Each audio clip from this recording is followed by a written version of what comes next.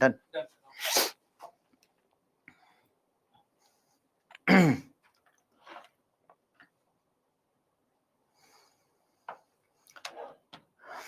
Okay, good evening everyone. Welcome to Byju's Exam Prep IAS. If I'm audible to you, can you give me a thumbs up? Thanks a lot. And so welcome to another webinar. The discussion or point of discussion today will be the GS paper 3, that is covering, let's say, Indian economy. Now, before I start, okay, just a second. Before I start, here is a very important announcement. On the 13th, right, on the 13th of this month, there is a polity test in the PTS preliminary test series. Please attend this particular test. I hope you have already attended the earlier one, that is a mock, right, FLT, right, the full length test. And I hope all of you have, right, attempted most of the questions, more importantly, the correct with correct answers. So continuing with that, there is one more test coming up in the next week, that is coming week Sunday. This is on polity. Now, just to elaborate on the program here, the total number of tests we will be having in the full PTS will be 36 tests, which are divided into full length test, right, the CSAT papers as well as the subject papers. The subject or the sectional test, there will be 19 papers like this. Then there are 9 full length GS papers, which one you have already attempted, and the 8 remaining will be CSAT, right, CSAT papers on the lines of UPSC requirement. Now this paper, if you want to write offline, you can go to the nearest center, whichever 8 centers, if you are living in that city, 8 centers we have it, you can go to the offline center and attempt it there. If you feel that no sir, I don't want to go all the way there, right, who will waste time, I want to write it online, well, the same paper is uploaded, goes live on Sunday 9:30 a.m. You can attempt it online as well. And after the paper is attempted, right, you can even appear for the discussion that is conducted regarding the same paper. This is the announcement regarding the FLT, or let's say the PTS 2023 initiative, preliminary test series initiative that we have launched already for you people. Now coming to the point of discussion for the day, the 5 topics that I'll be taking up for discussion will be: 1, a very important discussion regarding Nobel Prize. The Nobel Prize in Economics has been announced. Again, UPSC in prelims can ask a question, right, a straightforward question such as Nobel Prize was won by whom, A, B, C, like this. But more importantly, I felt the studies for which Nobel Prize has been given, that is very relevant. And UPSC can twist the question and ask you, what is the relevance of the studies in the Nobel Prize for Indian economy, right? Why the discussion is about banking sector. And I'm pretty sure all of you know what is the role of the banking sector in the current situation, of Indian economy. So we'll have a discussion. But more importantly, rather than simply understanding, right, what is the studies, why they have given Nobel Prize for this, understand what is the importance for India. Is there any implication for India? We'll understand that. Next, one more initiative of the government of India, PLI, Production Linked Incentive, right? That initiative has been there in the discussion for a very long time period now. In today's webinar, we'll understand what has been the effectiveness of PLI. We'll not just look at the factual information related to PLI, but we will study what is the effectiveness of PLI. Third, internationalization of rupee. If you have read today's newspaper, even then you will agree with me, right? Yes, there is this discussion of internationalization, right? Very much today, very much in the newspaper, this was there again in the discussion. Let's try and understand what is the meaning of it, why it is so important, right, etc. Next, National Anti-Profiteering Authority should be or will be merged with Competition Commission of India.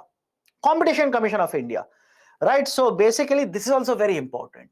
And if you have read about CCI, which I believe you have read, this has been discussed in multiple ways. Even in the current affairs webinar, we have covered CCI. I will not touch CCI. Rather, I will tell you what has been the problem with CCI. And you can connect it with this discussion of National Anti-Profiteering Authority. And finally, there is a discussion regarding green GDP, right? Generally, if you analyze the UPSC question paper, so far either in the prelims or even in the mains, there has been no discussion or no question asked on green GDP. Then many of you will ask me, sir, if there is no discussion, why should we read about it? What is the importance of it? I will tell you the reason. For the bulletin of RBI, monthly RBI will publish a document which is called as a monthly bulletin. In the month of October, for the month of October, in the monthly bulletin of RBI, there is one paper which has started off or kicked off a discussion on green GDP. Let's try and understand what is this concept of green GDP. Why is there a discussion? What has happened to the green GDP of India? Has it increased? Has it fallen down?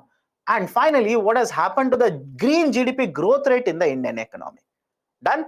So these are the 5 topics. Some of you are asking the long form of PLI. Please hold on to your horses. It is there in the slide. Some of you are asking about the long form of NAACCI. Please don't worry. Whenever I take up the topic, I will tell you the long form of individual acronyms.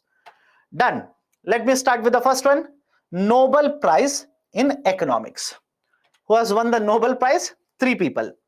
Ben S. Bernanke, Douglas W. Diamond, and Philip Dybvig. All the 3 economists have shared the Nobel Prize for, all the 3 economists have shared the Nobel Prize in economy. Now, what was the reason why this Nobel Prize has been given to these economists? The reason that has been allocated is the research which has been conducted by all the 3. Again, I don't expect UPSC to ask this, but understand the background. The research which has been conducted by all the 3 will give a very wonderful insight about the importance of the banking sector, especially when there is a recession in the economy or depression in the economy. Let me start. Now, what is this discussion all about? What have they proposed? What have they given in the form of a research paper? And what you should take away from all of the discussion? First, bank is nothing but a financial institution. It's a very, very simple idea. It's a financial institution. And this financial institution is involved in 2 very, very fundamental basic concepts. What are the basic functions of a bank? The bank, one, will collect deposits from the public, and second, will lend to the businesses. All of you agree? Right? The fundamental ones. I know that, right? And you also know bank will do more than this. But fundamentally, if you read about the evolution of the banking sector, you will realize that in the beginning, right, when the idea of banking started, they were involved only in 2 activities: collect money from the people, give loans to the people, right? Either businesses, people, or different types of borrowers, etc. And the role of the banking, right, in this context is very important. Why? The mobilization of the savings, or else let me introduce one more terminology for you. Whenever there is a requirement of capital to be formed in a country, whenever you talk about capital formation in the country, there are 3 very, very important points to be noted. One, there is a need for savings in the economy. People need to save in the economy. Second, you also need somebody who will mobilize the saving. I hope you understand this. You also need someone who will mobilize these savings. And third, you also need companies or borrowers in the economy. So through this idea, a lot of capital formation takes place. Right? What do you mean by this? Imagine I have saved 100 rupees. I will give it to you in the form of a fixed deposit. You're a bank. Now you as a bank, you will lend it to a company. Company will use the 100 rupees, purchase a machine in the market, produce and sell the goods. This is the basic idea which will lead to capital formation in the country or in any economy for that matter. Now in this context, can I simply say that the mobilization of the savings is mainly done by the banking sector. This is the first point. Remember this. Mobilization of the savings, right? It is right? It is done by the banking sector. That is the role of a bank in an economy. Now, what was the first very important studies conducted regarding the role of the banking sector or the bank in the economy like this? The first point they observed was banks are very, very important in mobilization of the saving. First. Second, there is this concept of asset liability mismatch. Understand this very carefully. There is this concept of asset liability mismatch, right? Or else they also used one more term, maturity transformation. This could be asked in UPSC. Please be very, very careful. Maturity transformation. Now, what is this idea of a maturity transformation? Right, the sequence is simple. Here is a bank. Bank will collect the deposit from the people and give loan to a company. But generally what you will see is when the bank will collect a deposit, the maturity period is lower. What do you mean by maturity period? Imagine you keep a fixed deposit of 2 years. That is called as maturity period. You will keep a fixed deposit of 3 years. That is maturity period. So what we generally observe is maturity period is either short term or medium term. Is it okay? Short term or medium term. Now, let me go beyond this. The bank will take this deposit, which is of a short term or medium term, and will give loan. Now, when they will give loan to a company, do you think they will give a loan for 2 years? They'll give a loan for 5 years. They'll give a loan for 10 years. Generally, the loans which are given are for longer duration. I have to understand. The loans which are given are for longer duration. Now look at the terminology. Look at the terminology, maturity transformation. What has the bank done? What has the bank done? Bank has collected a product, or let's say a deposit, where the maturity is short or medium term, and has given a loan whose maturity period is long term. I have to understand this. What do you mean by maturity transformation? The bank is transforming the maturity of the asset, or let's say bank is transforming the maturity of the deposit. They have collected a short term or a medium term deposit, but when they will give a loan, the loan is for longer duration. This is called as a maturity transformation. And understand, this is the beauty of a banking sector. This is a beauty as well as the burden in a banking sector. I'll come to both of the terms, beauty and the burden. Why I'm saying this is a beauty? Bank plays a very, very important role in such a way that people will keep money, and people can simply come to you at any point of time and they can simply say, give the money back to me. I have to understand this. There's a danger. For example, imagine you are a customer. You will come to my bank. You will keep the deposit, let's say savings bank account. Can you withdraw the money at any point of time? Of course, yes, you are allowed to do that. You are allowed to withdraw the money at any point of time. And on the other hand, understand the point here. I've given a loan to a company. Can I ask the company tomorrow itself to repay it back? No, company says, give me a right. We have entered into a contract. I will repay it after 5 years. I'll repay it after 10 years. So bank is doing such a wonderful service in the system. They are collecting deposits. They don't know where they are going to repay it. But on the other hand, they are giving a loan where they are giving a guarantee that they will recollect the loan after 5 years, after 10 years. That is the importance of the bank. And that's the reason I said bank provides such a beautiful services. And I said this becomes a burden for the bank also. Why? Right? Let me come to the next point of discussion here. They talk about a concept of bank run. Very, very important.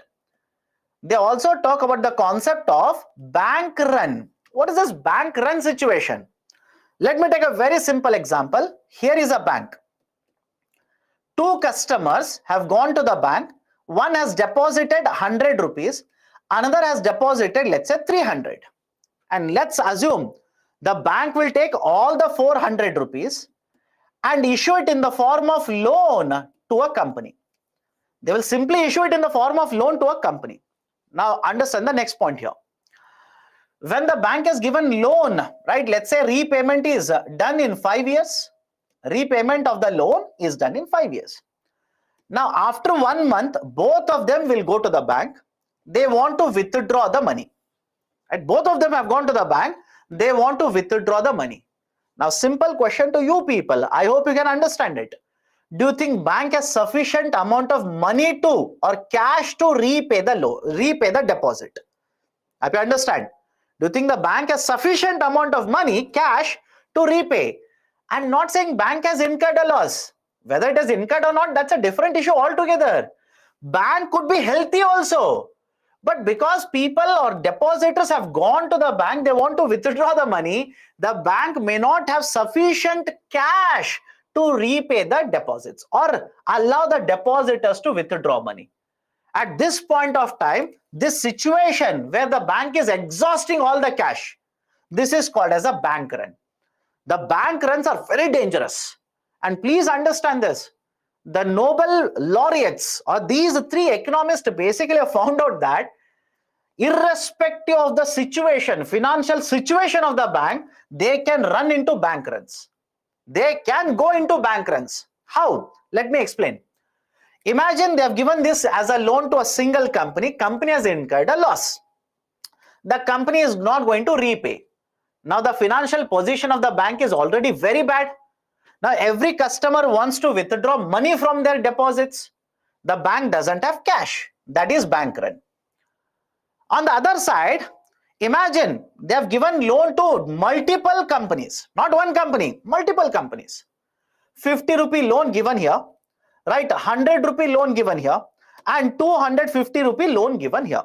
Again, I'm just taking simple numbers, don't complicate it. Imagine this company has incurred a loss. This company has incurred a loss. Is it a problem for the bank? Of course, yes. But will the bank shut down here? No. Because there are two more, right, companies to whom they have given loan. They will earn interest. They are sufficiently at a very stable position. But what would happen in the market? Understand this. This is what the Nobel laureates say.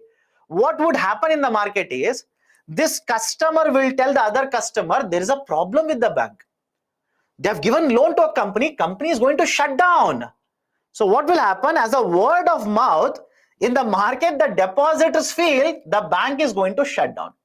The bank's position is very, very weak. They have incurred losses. So what will happen now? All these customers will start running to the bank and start withdrawing the deposits from the bank. And that, despite the position of the bank being very strong, will lead to a situation of bank run. Have you understand this? Right, so argument is very simple here. One part of the studies that was done, basically Mr. Douglas as well as Philip, they discussed this. The role of a bank in the economy to mobilize. And why this particular bank run is a very big problem for the whole sector, right? Let me elaborate on this. If there is a bank run, the bank will be closed down. It will shut down. And when bank closes down, some of you think that, okay, we can open one more bank. We can easily give loans. No, it doesn't happen like that. Why? This bank would have collected the depositors' information. It would have collected the borrower's information. They know what kind of loans are required. They know how to mobilize deposits in the market. You cannot replace the institution so quickly. You cannot do that. And that is the precise reason bank runs, irrespective of the financial position of the banks, are very, very bad. This is the studies which have been done by the second as well as the third economist. And what about Mr. Ben Bernanke? Very, very famous economist. He was the chairman of Federal Reserve, that is the central bank of USA. His studies basically spoke about what is the role of the banking sector in the Great Depression. What is the role? Many of the experts believed until the paper was published by Mr. Ben Bernanke, many of the experts or let's say economists believed that during the depression, banks suffered. That is, as a result of the depression, banks suffered. But it was the studies or let's say research which was done by Mr. Ben Bernanke which showed that one of the reasons the depression happened was because of the crash in the banking sector. I understand. From the argument that banks suffered as an outcome of Great Depression, his studies proved that, his research proved that One of the reasons depression was so severe was because of the banking sector. They were not the victims of it, they were the contributors of the depression. Now, what is this argument that he has put forward? What is the proof? Right, the proof is that during depression, understand this, during depression, Mr. Bernanke's studies show that the banking sector, many of the banks closed. Many of the banks, how much? In a span of 3 years, once the start of depression happened, 1929, once the depression started, in the span of next 3 years, more than 30% of the banks actually closed down. And the problem with the banking closing down, I've already told you this. The problem with the banks closing down is that when the banks close down, there are no banks or there are less banks to generate deposits or to mobilize the deposits of the people. Mobilization simply means collection of deposits. Mobilization simply means collection of the deposits. So when the banks are lesser, the collection of deposits took a hit. That's the first point. Second point, there is already depression in the economy. Right? Many of you are asking, sir, what do you mean by depression? Please understand, first step of problem in the economy, right, or the lower level of problem in the economy is recession. What is recession? Whenever the economy or whenever the country registers negative GDP growth rate for 2 consecutive quarters. I repeat, whenever the country registers, right, a negative GDP growth rate for 2 consecutive quarters, it is called as a recession. If this recession continues for 3 years, 4 years, like this continuously, and the GDP contracts by more than 10% like this, that is called as depression.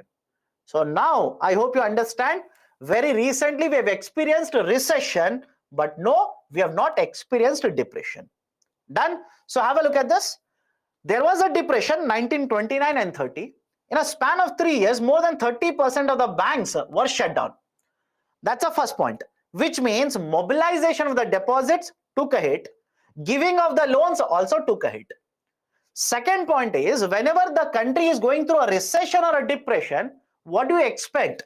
Investments should be higher. I hope you understand this. Investments should be higher. When the investments increases, automatically production will increase, the employment increases, you will lead to or you will experience a virtuous cycle in the economy. But what was happening here? The banks started shutting down. And what about other banks? Other banks which were there in the market, right? Other banks which are there in the market, because there's a depression, because people are taking loans unable to repay, companies are shutting down, people are losing jobs, they lowered issuing of loans. I hope you understand this. On one side, number of banks have gone down, and on the other hand, right, the loans which are issued, now the banks feel these are very, very risky. It is very risky to give loans. So they've reduced the number of loans that they are issuing. Now you tell me, if the number of loans which are issued, will it not affect investment? Yes. If the investment is affected, what will happen to the production? Production would be lower. Unemployment would increase. Demand for goods and services would be lower. Again, the production would be lower. That will simply lead to a vicious cycle. So based on this, now you decide, are the banks victims of the depression, or the perpetrators, or let's say the one component which will actually deepen the depression in the economy? Right? So that was the proof that was given by Mr. Ben Bernanke. And that is the reason he has been awarded Nobel Prize. Right? So these are the two sets of studies, right? And based on the role of the banking sector, both of the set of studies have given us why banking sector is so important, right? And what is the role of the banking sector during a crisis in the economy. Now, UPSC may or may not ask you a question regarding the Nobel Prize studies, but they will ask you, right, what is the learning for India? What should India understand from all of these studies? First and foremost, please understand this. How can we avoid bank run? How can we reduce the incidences of bank run? For that, the recommendation is, again given by Nobel laureates only, recommendation is, the government should provide a deposit insurance. The government should provide a deposit insurance. Now you tell me, is there a deposit insurance in India? I hope you know that. Is there a deposit insurance in India? Answer is yes, by the way. There is an authority called as Deposit Insurance Credit Guarantee Corporation. DICGC, Deposit Insurance Credit Guarantee Corporation, DICGC. This DICGC provides a deposit insurance for deposits up to 5 lakh rupees. I repeat, DICGC provides a deposit insurance for deposits up to 5 lakh rupees. Now you tell me, you have kept, let's say, 3 lakh rupees in a bank.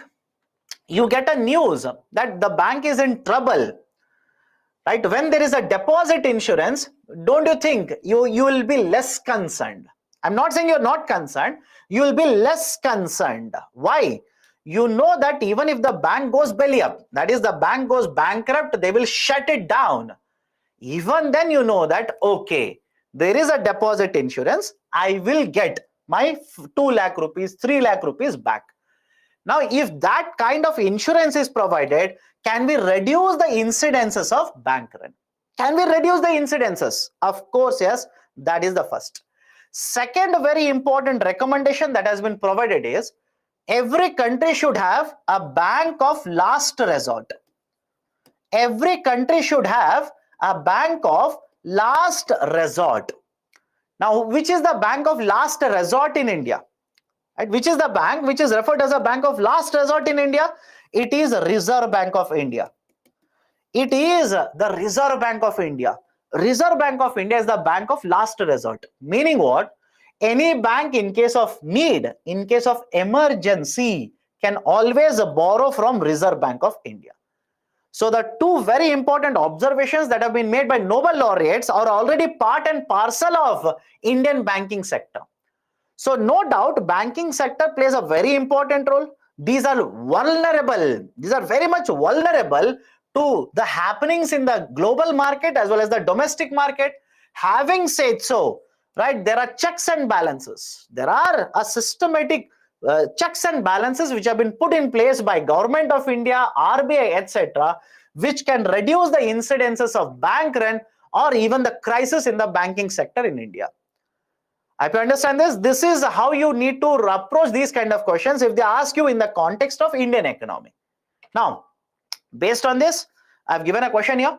The Nobel for Economics for the studies in the banking sector holds a certain implications for the policy making in India. Elaborate. Right, so this is a descriptive question in 250 words. Right, this is the first very important topic, right, we are going to, or we have covered. Now, before I go to the next topic, what is the full form of DICGC? Deposit Insurance and Credit Guarantee Corporation. Credit Guarantee Corporation, DICGC.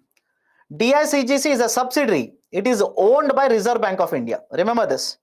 DICGC is owned by Government of India, Reserve Bank of India. Done. Maturity is longer and shorter. Yes.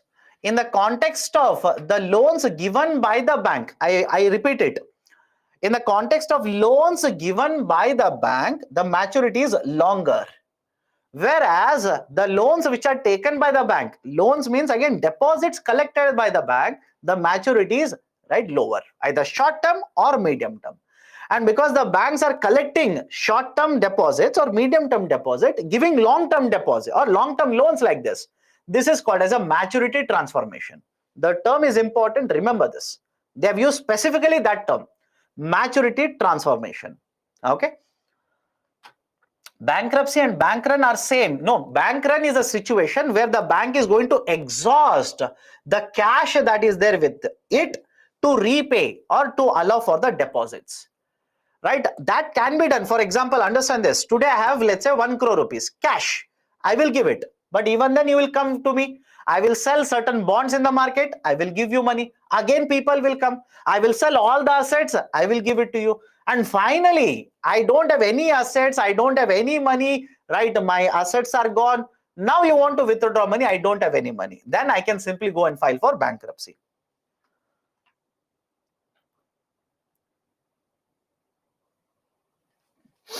If there is asset liability mismatch, then how can banks give back the deposit to depositors?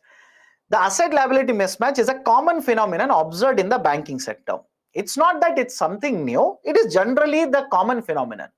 But the beauty of the bank is that when they collect a deposit from you and give you a loan, imagine you have given the money, let's say for 30 days to the bank. There'll be somebody else who will deposit money for 1 year. Don't you think they've collected money from him also? Right? So there is always an inflow and outflow of money into the banking sector. Hence, they'll be able to allow your withdrawals to take place. Okay, so these are the points. Let me go to the next article here, or next important area of discussion, effectiveness of PLI. Now, many of you have been asking to me, what is PLI? It is a production linked incentive. Simple, it is a production linked incentive. PLI, production linked incentive. Now let's start. Right, what is this production linked incentive? Why did Government of India launch it? During the time of pandemic, right, in the year 2019, Government of India felt that we need to promote manufacturing in India. We need to promote manufacturing. But to promote manufacturing, one, you need to promote investments. Right? You need to promote investments. You need to promote investments. How can we do that? To promote investments in the domestic market, Government of India launched a scheme by the name of Production Linked Incentive. This scheme as of now will be implemented for a duration of 5 years, that is from 2020 to 2025. And under this scheme, the total amount of allocation that has been reserved or allocated by the government is 1.97 lakh crore rupees. Right now, the sectors which are covered under the scheme are 14. I will give you the list. Just glance through it. Please don't by heart the full list. Right? All the 14 sectors you don't have to remember. Some of you can remember. If at all a question is asked, you can write, let's say, 4 sectors or 5 sectors. Under this, the objective is simple. We want to generate 60 lakh new jobs. Very, very important number. Remember this. We want to generate 60 lakh jobs. And we want to have an additional production, increase the production in the Indian economy by 30 lakh crore rupees in a span of 5 years. That is the time frame of this particular scheme. Now, apart from promotion of investment, what are the other objectives? Why did we promote PLI? Yes, investment will happen, but any other reason for it? Of course, yes. One, we want to promote Atmanirbharta in the Indian economy. That is, we want to promote self-reliance. Remember this, very, very important. We want to promote self-reliance. So why self-reliance is so important? Understand this very carefully. Under the concept of self-reliance, Government of India wants to reduce import dependence. We want to reduce import. In fact, it is there in a point here. We want to reduce import dependence. Let me give you certain data so that you understand. I'm pretty sure all of you know that India is one of the biggest pharmaceutical markets in the global market or in the global economy. Pharmaceuticals. We are one of the biggest producers of pharmaceutical products, right? One of the biggest exporters of pharmaceutical products. But please understand, whenever you want to manufacture certain products, that is, let's say, drugs, you need certain important raw materials. And all the raw materials that you need are not available in the domestic market. These are not produced in the domestic market. I'll give a very, very simple example. In production of many of these drugs, there is a term called as activated pharmaceutical ingredients. Activated pharmaceutical ingredients. By the way, government is targeting this also now. Activated pharmaceutical ingredients, API. Right? This in short is referred to as API. We import a lot of this API, in simple terms, raw material to produce the drugs from China. So import dependence was very high. One example. Second example, we are promoting renewable energy production in India. We are promoting Renewable energy production. Of course, yes, we are doing that. We have targeted 175 gigawatts by 2022, 500 gigawatts by 2030. And out of this renewable energy production, the highest target has been given for solar energy. Highest target has been given for solar energy. But understand this, to promote solar energy production, you need solar panels. We were dependent on the imports of solar panels. I'll give you another example, automobile sector. India has one of the largest automobile sectors in the domestic market or in the global market. But a lot of the components that are required for the automobile industry, we import it from other countries. Right? I can give you n number of examples, one after the other. I'll just give you one more example because it is there in the current affairs. Electric vehicles, EVs. Government is promoting production of electric vehicles through various schemes. FAME 1 is there, FAME 2 is there, etc.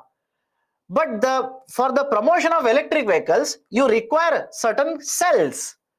These particular cells which are used in the electric vehicles, right, these are imported. Mobile phones earlier were imported. So argument is simple here. We were heavily dependent on the imports.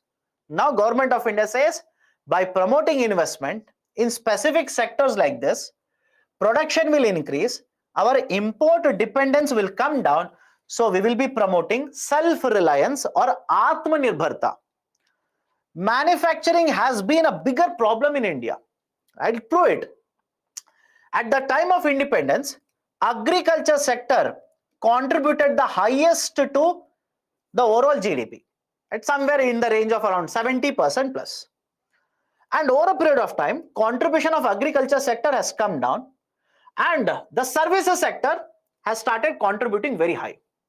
Even today, the services sector accounts for around 55% of the total GDP.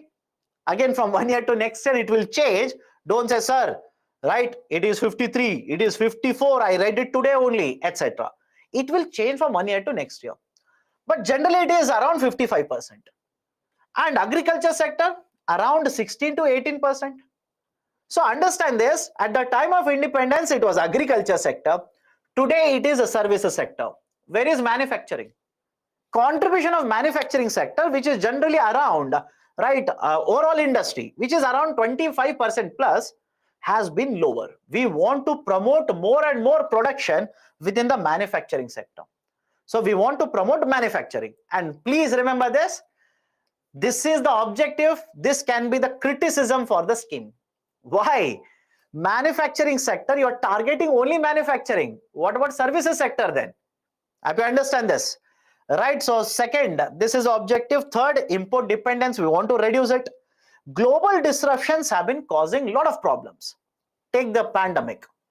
During the times of pandemic, the exports of various raw materials from China stopped because China was also reeling with pandemic.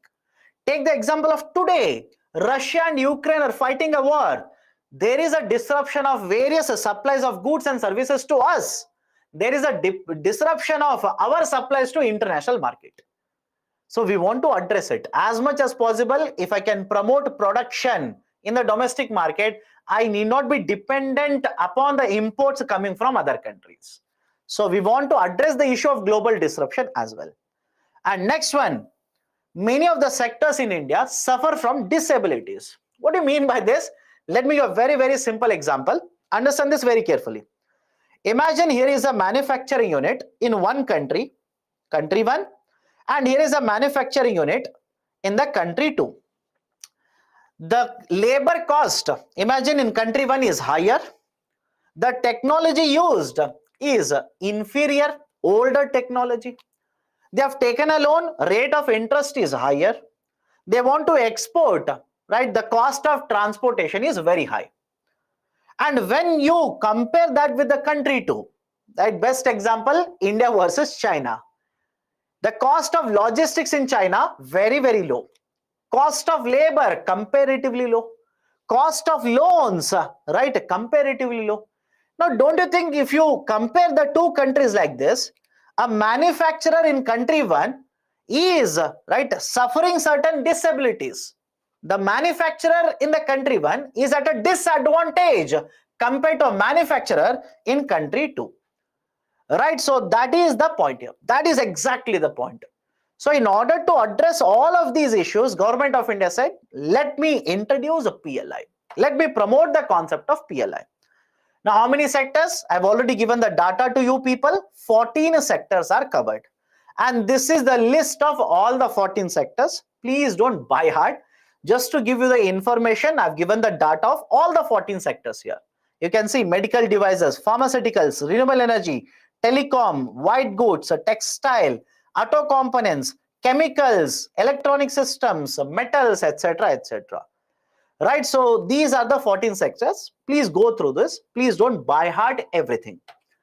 Now, what has been the outcome? What has been the outcome so far? Again, please be very careful here. Whether the PLI is successful or not, right now you cannot decide. Why? The time period for PLI first and foremost is for 5 years.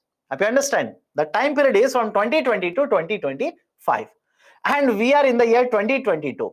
Right? Hardly around 2+ years have passed. But we can understand to what extent it has worked so far. So in case of PLI, what you have seen so far is the total amount of applications which have been approved are 606 applications. The amount of investment that has taken so far, that has been done so far, is more than 40,000 crore rupees. The total amount of production as a result of PLI investment has increased by 2.8 lakh crore rupees, and number of jobs which have been created are 1.97 lakh jobs. These are very good numbers, in fact. Right, more than 40,000 crore investment. The production has increased by more than 2.8 lakh, and the total number of jobs which have been created are 1.9 lakh jobs. Of course, I do agree, compared to our objective, we are very, very far away. Right, our objectives are to create huge number of jobs. We have not created, I know that. We want to increase the production by more than 30 lakh crore rupees. That is far away, I know that. But compared to earlier situation, definitely yes, with the implementation of production linked incentive scheme, right, there has been an improvement in the production or manufacturing sector. Done. But having said so, right, having said so, there are certain concern areas in the PLI. There are certain problem areas in the PLI. What are the problem areas? One, right now the focus is only on the manufacturing sector.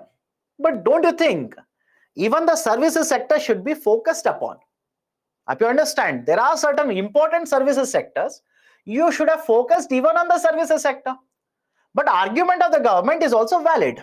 Government of India argues that service sector anyways performs very well from Indian economy. If you understand, the service sector always has been a very good performer. And that is the precise reason we are focused on manufacturing. But having said so, within services sector, there are various segments. Government of India should have focused on it. They should have focused on these particular segments of the service sector rather than only focusing on manufacturing. Second, government has implemented PLI. Many companies have got the benefit of PLI. By the way, how the benefits are given, please remember this. Under the PLI, incentives are provided. I repeat, under production linked incentive, the name itself is an indicator, right? Incentives are provided to the manufacturers, whoever is covered under the PLI scheme. If they meet targets, that is very, very important. Remember this. If they meet targets, right, certain targets are given to them, incentives are provided. Again, please be very careful on what the targets are given, sir. There is no uniformity. In certain sectors, the targets are based on the sales. In certain sectors, most of them are under sales. But in certain sectors, it is based on investment, etc. So most of the sectors, it is on the sales only, but certain sectors, it is also based on investment, right, the production, etc. So certain amount of incentive is provided. Second point, is the incentive uniform here? No. Incentive varies from one sector to another sector. In some other sectors, you will see 3%, right? In some sectors, 2%, etc. Incentives will also vary. But come to the point here, incentives have been provided. companies are investing, right? The production is increasing. No doubt there is an effectiveness. But the problem is the local brands are not visible even today. I'll give a very simple example. Take mobile phone segment. Take the mobile phone segment. Despite covering mobile phones, I hope you remember, despite covering mobile phones, it is there here only. Telecom sector, right? And electronic, right? So mobile phones is there here only. It has been covered, right? Despite providing a lot of incentives in the mobile segment, even today, the domestic brands are not visible, right? One of the important outcomes that we expected was domestic companies will be able to get the advantage of this scheme, increase the production, become, right, very large, start competing with the international brands. But if you talk about, let's say, mobile phone segment, how many of the domestic brands can you tell me? Most of you will tell me Samsung. Samsung is not a domestic company. It's a South Korean brand. You will tell me, right, Vivo, right, A, B, C, etc., Apple, etc. All these are foreign companies, foreign brands. And when you talk about domestic brands such as Micromax, right, they have a very small market share. Right, despite, right, these kind of reforms being implemented, even today the local brands or the domestic companies are unable to leverage those particular, right, schemes as such. Third, allocation to some of the sectors is very low, and conditions for qualifications are also very high. Right, for example, in some of the schemes the allocations are very low, right? You can see the number of allocations here. I'll just give an example. See the example of metals and mining. See the example of metals and mining. The allocation is 6,300 crore rupees. 6,300 crore rupees. Various experts have looked at it and stated it is not sufficient. It's nowhere sufficient, because you want to set up, let's say, a production unit or a mining unit, you'll have to spend hundreds of crores. And how much have you kept aside? 6,300 crore rupees, right? Or look at the example of aviation, 120 crore rupees. Allocations to some of the sectors are very small numbers. It is not sufficient. The government has to increase the allocations. I understand, the government has to increase the allocations.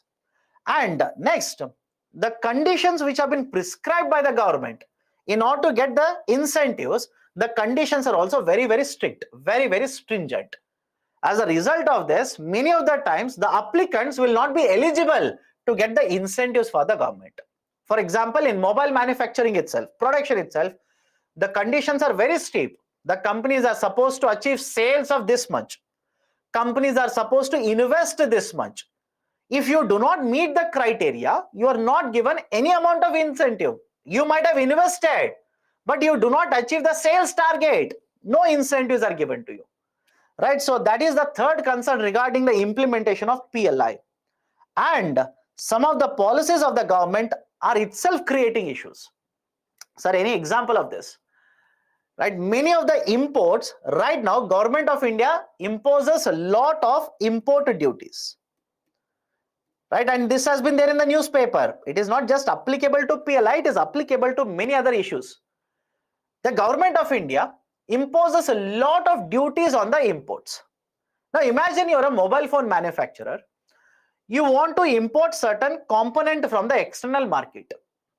Now Government of India says, if you import it, I will impose a higher customs duty on it. Now don't you think when you import it, the cost of production automatically would be higher because you're paying higher customs duties? One problem. Second problem, on the other hand, you have manufactured, you want to export it. I'll give an example. On the steel now, Government of India is imposing customs. So you're manufacturing, you want to export it, government is imposing customs on the exports now. That will basically make your export much more costlier, low competitive in the international market. Right, so that is the reason some of the policies of the government itself are basically sending a mixed signal, right, to the manufacturer or the participants in the PLI, production linked incentive. In addition to this, I want to add one more point here. It's not the problem of the policy of the government, right? Next point I have gone, right? Nothing related to policy, but what has happened is There are certain states in India which are identified as developed states or manufacturing states. For example, Tamil Nadu, Gujarat, Maharashtra. Now, simple question to you, these particular states which are industrialized states, production states, you will go, you want to set up a manufacturing facility in certain industrial area, you tell me what will be the cost of the land. I hope you understand this. Right, you have gone to this state, you want to set it up, or you want to set up a manufacturing facility in an industrial corridor, in an industrial area. The land prices would be very, very high. Now, I know some of you will give me an advice, you will give me an argument. Sir, in that case, go to any other state. Go to any other state, set it up there. Why here only? I will tell you the reason. Imagine you want to manufacture this pen. You want to manufacture this pen. In order to manufacture this pen, you will require steel. What if the supplier of a cheaper steel is present in Tamil Nadu, is present in Gujarat, is present in Maharashtra? Will you go to a northeastern state, set up a manufacturing plant there? I hope, right, the rationalization will prevail in your head. You want to set up a manufacturing facility, you require plastic. The plastic supplier is present in Tamil Nadu, Andhra Pradesh, Gujarat, Maharashtra, Karnataka, etc. Will you go to, let's say, Himachal Pradesh and set up a manufacturing facility there? No. Right? And now if you ask me, sir, why they are located there only? Look at my statement. These are industrial states. These are, right, basically production states. Don't you think these kind of raw material suppliers will get concentrated in such states only? Of course, yes, that would be a problem. So the startups or new companies, they want to set up manufacturing facilities in these states. But the problem is land acquisition costs are very, very high. And that is acting as a hurdle for the new companies. So these are some of the issues related to, right, the PLI. So what is the way forward then? What should be done by the government? One, whenever the next round of PLI will be done, that is 2025, government should focus on other sectors as well. There are many other sectors government should focus. For example, services sector only. Increase the investment in research and development. Again, this is not just associated with PLI. Anything related to India, manufacturing, you require increased investment in research and development. Why? If you increase the research and development investment, more patents can be filed. You can have a better technology within India. Why to import a very costly technology from USA? You can get it in the domestic market itself. Efficient implementation of various initiatives of the government. Because please understand, PLI is one initiative, but there are other initiatives which will assist, right? Let's say PLI. For example, land acquisition should be made much more easier. Getting clearances should be made much more easier. Single window clearance should be implemented, should be expanded. These are the reforms that I'm talking about. These are some of the recommendations that you can provide to ensure that production linked incentives, right, scheme will be performing much, much better. Done? So based on this discussion, there is one more question. For the Indian economy to become a manufacturing powerhouse, the PLI needs to perform beyond its expectations. Elaborate. You can basically talk about PLI scheme, then, right, the issues, then the reforms. That will basically give you a very good answer regarding this. Okay, third question or third topic of discussion is internationalization of rupee. Very, very important. Lot of discussion is happening regarding internationalization. Please be careful. Now, what do you mean by internationalization of rupee? Right? Many of the students will be confused about the term itself. Now, can all of you see the currency note that I'm holding in my hand? Right? There is a picture of Mahatma Gandhiji, right? No picture of Lakshmi or, right, Goddess Lakshmi or Lord Ganapati. Don't worry. Right? So this is a 100 rupee note. Now, simple question to you people. You will take this 100 rupee note, go to USA. Can you purchase a good in USA? I hope you understand. Can you purchase a good in the USA? You cannot do that. Why? In the USA, they will accept dollars. Sir, why in USA? I will go to some other country. Okay, go to Australia. Can you use this 100 rupee and purchase goods in Australia? No, they will not accept this currency. Why? Please understand this. Rupee is a domestic currency. Rupee is a domestic currency for me. It is issued by RBI. Of course, it's a domestic currency. In the domestic market, any transaction can be conducted with a rupee. But in the international market, they accept international currency. Simple. They accept international currency.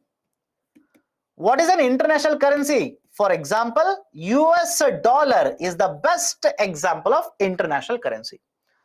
Right? That's the reason if you import, you make the invoice, you create the invoice in terms of dollars. If you export, you create the invoice in terms of dollars. That is, you report the data always in terms of dollars. If you're reading the newspaper, you'll know this. India's exports to this country is so and so dollars. India's imports from this country is so and so dollars. So the argument is, understand this, dollar is an international currency. Simple. Dollar is an international currency. But how do you define an international currency? A currency which can be accepted for conducting transaction not only in the country where it is printed, but also in other countries. I'll repeat the statement. Right? What is right a dollar, or what is the international currency?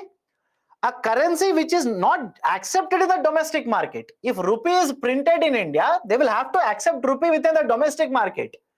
But if you take the rupee outside India, will anybody accept for conducting transactions? If yes, that in simple terms is nothing but it is an international currency. The best example for an international currency is US dollar. And when the government says, I want to internationalize rupee, it simply means that I want to make rupee acceptable. I want others to accept rupees as a mode of payment. I want to accept the trade in terms of rupees. I want to sell, purchase, pay rupees, receive rupees. That is the meaning of internationalization of rupee. As per various surveys, around 88% of the total trade that happens in the global market, I repeat, around 88% of the trade that happens in the global market is denominated in dollars. It is given in dollars. Payment is done in dollars. Payment is received in dollars. Now somebody is saying even dollar is not accepted in India. As a domestic currency, it is not accepted, my dear. But if you import from USA, do you pay rupees to them? I hope you understand. You cannot pay rupees to them. I cannot import, let's say, a product from USA and give him 100 rupees. They will never accept it. They will say, give me dollars. So I need to convert rupee into dollar. And when I export something, they will not give me rupees. They will give me dollars. I will convert the dollars into rupees. That is the reason why I say dollar is an international currency. Rupee is a domestic currency. Only around 1.3% of the international trade as of now is invoiced, or basically is paid and received in terms of rupees. But most of it, more than 88% of it, is basically in the form of dollars itself. Now, what is the problem with that? What is the problem with that? Now, please understand, when you go for internationalization of rupee, right, you will enjoy certain benefits. You will go for it because the usage of dollar has problem. There is a lot of problem. Let me explain. Russia and Ukraine is fighting, right? Let me know if you have a problem, if you disagree with me.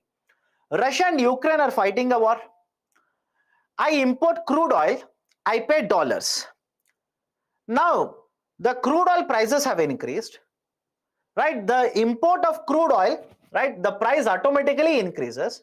Will it not affect my value of rupee? I hope you understand this. Will it not affect the value of rupee? Unnecessarily. The value of rupee is getting affected because somebody is fighting, right there, Russia versus Ukraine. Federal Reserve goes for Fed tapering. They increased the federal funds rate. Are they doing it for India? No, they are doing it to protect their economy. But as a result of that, Indian rupee depreciates. And the problem is this. If the rupee depreciates, imagine you're a company, you have borrowed, let's say, $1 from the international market. And I hope you know you borrow. A lot of companies in India borrow from the external market. Imagine you have borrowed $1 from the international market. When you borrowed, the value was $1 is equal to 50. But because of the Federal Reserve policy, because of the European Central Bank policy, because of the war between Russia and Ukraine, the exchange rate has moved away. It has moved against your interest. $1 is equal to now, let's say, 82 rupees, which I'm pretty sure you've observed it.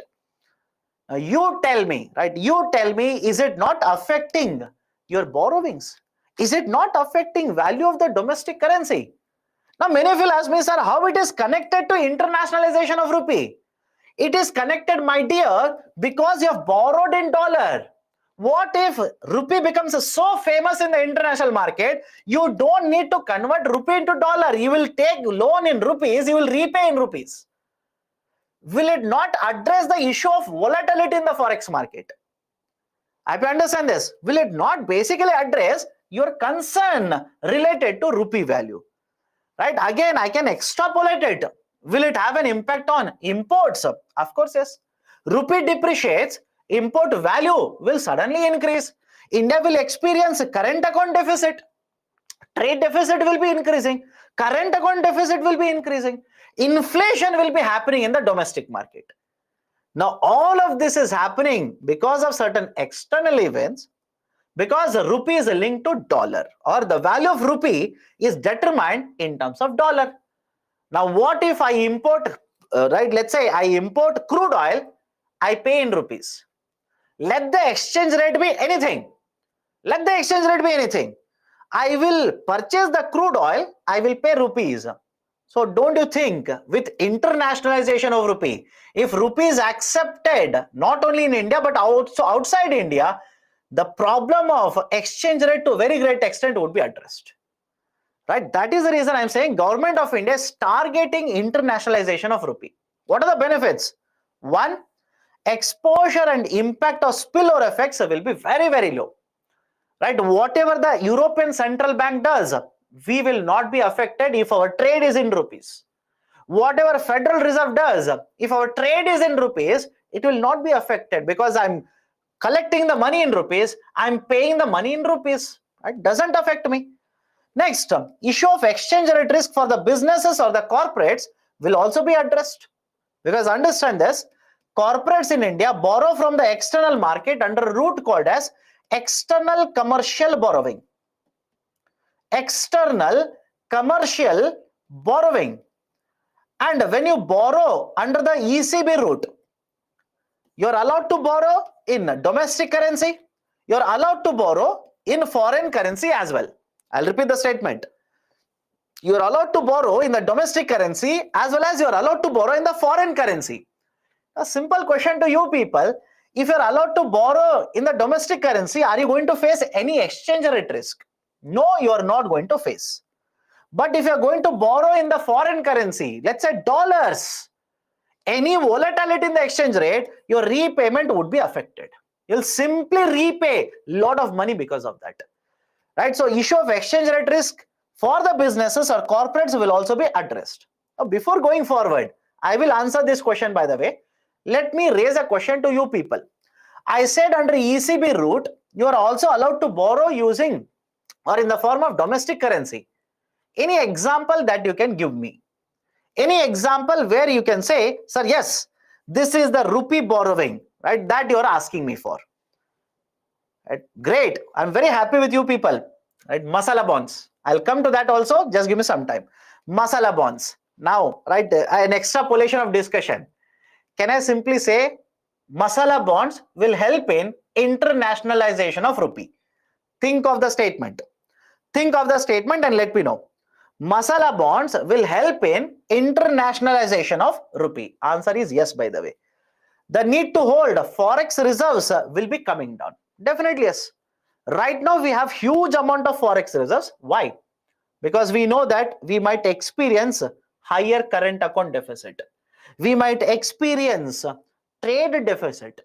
Now, if you are going to purchase in rupees, you are going to pay in rupees, every transaction is being done, or at least most of the transaction is being done in terms of rupees, what would be the requirement to hold forex reserves?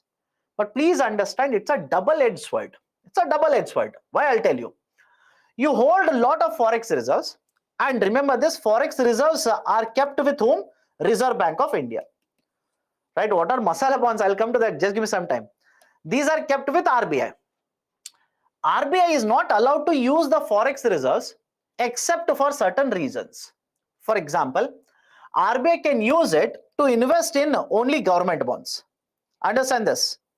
Under Section 17 of RBI Act of 1934, RBI cannot use the money for any purpose they want. For example, RBI wants to purchase, let's say, a technology from USA. They cannot use the forex reserves for that. If you understand this, they want to invest in, right, let's say, certain companies' bonds, corporate bonds. They are not allowed to use that. So under Section 17 of RBI Act, there are limited uses, right? According to that, RBI is supposed to use it. Now, what RBI has done is, it will take these forex reserves, will invest in, let's say, government bonds of USA. But understand this very carefully, the rate of interest on the government bonds in USA is very, very low, negligible. At least now it has started increasing. But during the pandemic, it was very, very low. So how much money are going to earn on the forex reserves? The earnings done by RBI on the forex reserves will be negligible. If you understand this, right, it will be negligible. But on the other hand, if there is a rupee depreciation, the amount of rupees that the borrower will end up paying because of rupee depreciation would be much, much higher. Right? So understand this, if rupee transactions, or let's say because of internationalization, we will start receiving in terms of rupees, requirement of forex reserves will go down. That's an advantage because there is a problem with forex reserves. But having said so, that will also be used as a concern. How?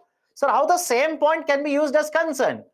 What if we reduce the forex reserves and we incur a situation such as Sri Lanka, right? Or we enter into a situation such as, let's say, faced by Pakistan, Bangladesh for that matter. Don't you think in that situation, now we don't have dollars, or the dollars that is available with us are very, very low, but right, we have reduced the amount of forex reserves, so we are again put into crisis. So that is the third point here. Fourth, India will not be affected if a Western country will impose a sanction. I'll give an example. The Western countries, G7 group of countries, imposed a sanction on Russia. We have a trade relations with Russia. So we were, right, our trade relations with Russia initially were disrupted. But if you have read the newspaper, you will also know that after the sanctions were imposed, India shifted to rupee trade. India shifted to rupee trade, that is conducting the trade in terms of rupees only. We will sell the goods in rupees, we will receive the goods again in, we will receive and pay the amount again in rupees. Right, so the argument is simple. If there is a huge acceptance of rupee in the international market, even if the USA government or any other government imposes a sanction, we don't need to convert rupee to dollar. Only then the sanction is effective. If I'm not using the dollar itself, doesn't matter. Let them impose sanctions, we'll be able to circumvent it. And finally, government also is aiming to borrow from external market. Not now, but many, many years ago, that was a plan. But one of the concerns that was raised by the government was, what if I borrow in terms of dollars, but the rupee depreciates? Then my debt will be, right, very, very high. My repayment will be very, very high.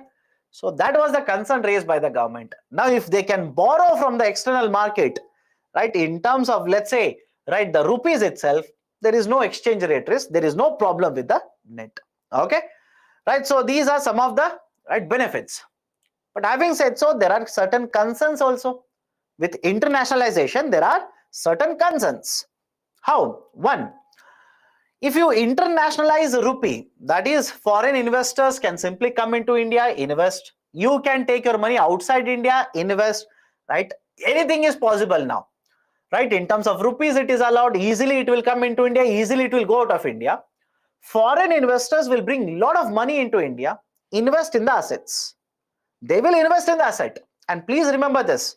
Whenever you talk about internationalization of rupee, always remember this. It also simply means that there is a full capital account convertibility. I'll repeat it. Internationalization of rupee also means that there is a full capital account convertibility. Capital account convertibility. And as of now, we do not have full capital account convertibility. Capital account is partially convertible. It is partially convertible. Okay. So understand the logic here.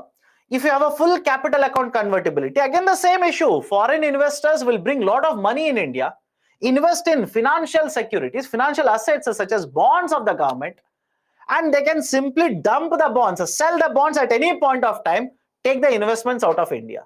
Will it not create more volatility in the Indian market? Answer is yes. So that is one concern. Second, you want to have an independent monetary policy. Discuss something called as impossible trinity. I hope you remember that. I discussed the concept of impossible trinity. Right? You cannot have an independent monetary policy as well as right have a exchange rate, have let's say market determined exchange rate. Because if you have an independent monetary policy, automatically the exchange rates would be affected. Right? That is the basic of the basic idea of impossible trinity. So monetary policy, you cannot have an independent monetary policy. Now you'll have to keep on adjusting monetary policy because your currency is used in the international market. If you understand this, your currency is used in the international market. Any monetary policy that you adopt will either lead to inflow of the currency or outflow of the currency. Let me give a very simple example. Dollar is an international currency. Dollar is an international currency. Don't you think the monetary policy of Federal Reserve will have an impact on exchange rate of dollar? I can understand. Don't you think the monetary policy of Federal Reserve will have an impact on exchange rate of dollar? Of course, yes. Sir, any example? Current affairs. Very recently, Federal Reserve increased the interest rate by 75 basis points. Dollar appreciated. If dollar appreciated, what will happen to rupee? Rupee depreciates. Automatically, rupee depreciates. So you cannot have an independent monetary policy. You will have to be mindful about what is going to be the impact of this on the exchange rate. Maintaining a stable exchange rate would be very difficult or very high challenge for RBI. And because, understand this, dollars are coming in, rupees are going out, other currencies are coming in, other currencies are going out. Everything is happening. Please understand this. Everything is happening. Right? And it is so flexible now. It is so easy because government says rupee can be transferred or rupee can be converted into any other currency very easily without any condition. That is the meaning of full capital account convertibility. So maintaining a stable exchange rate will prove a big headache for RBI. And finally, you basically say you are conducting trade in rupees, need for forex reserves will go down. But what if there is a requirement of forex reserves going forward and you do not have sufficient amount of forex reserves? Then basically you are in a problem, right? You might face a crisis at that point of time. So these are some of the concerns which are associated with internationalization of rupee. Okay, so what are the reforms which have been implemented so far by RBI as well as Government of India to promote internationalization? One, we are moving towards full convertibility. Again, remember this, we are moving towards full convertibility. Today it is not fully convertible. Capital account is not fully convertible. We are moving towards full convertibility of the capital account. Example, right, ECB route. Masala bonds are allowed to be issued now. Earlier, let's say 10 years ago, 15 years ago, there was no concept of masala bonds. From 14 and 15, we have started issuing masala bonds. What happens in a masala bond? I take a bond, a corporate takes a bond, goes to the USA market, issues the bonds, collects the money in rupees, repays the money in rupees. I will repeat the statement. Right? I'll repeat the statement. I will take a bond, go to USA, issue the bond, collect the money in rupees, pay the money again in rupees. So whatever is the exchange rate risk, it has to be borne by the investor, not the issuer of the bond. So these are offshore, that is issued outside India, offshore debt instruments, right, which are issued in rupees, the payment is again done in rupees, that is the domestic currency. Okay, right? So ECB route is being used, right? That is, masala bonds are one of the very important components under the ECB route now. Settlement of trade is being done in rupees now. For example, with Russia, we have started settling the trade in rupees only now. Right? With many other countries, we are negotiating to settle the trade with rupees. With Iran, we are settling the trade in rupees. With African countries such as Ethiopia, Libya, Egypt, etc., we are negotiating the settlement of trade in rupees itself. So these are some of the reforms that have been taken by the government as well as RBI in recent times to move towards internationalization of rupee. That is, usage of rupee as a currency in the international market. Okay. So that is a discussion. What is the question, descriptive question regarding this? Rupee internationalization will bring many benefits along with a list of concerns. Elaborate on this. Now, before going to the next question, let me take up certain questions from your side.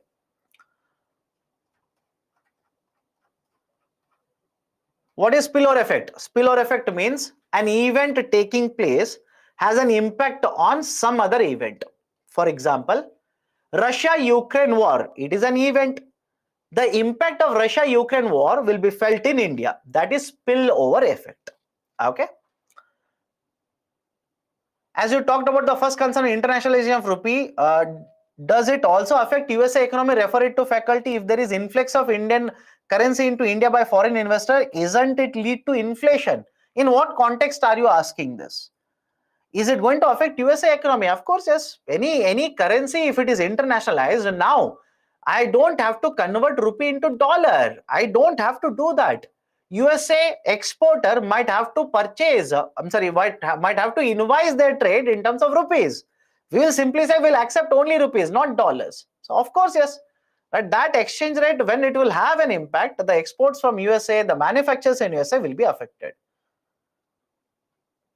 If rupee becomes international currency, why need to reserve dollars? I'll tell you the reason.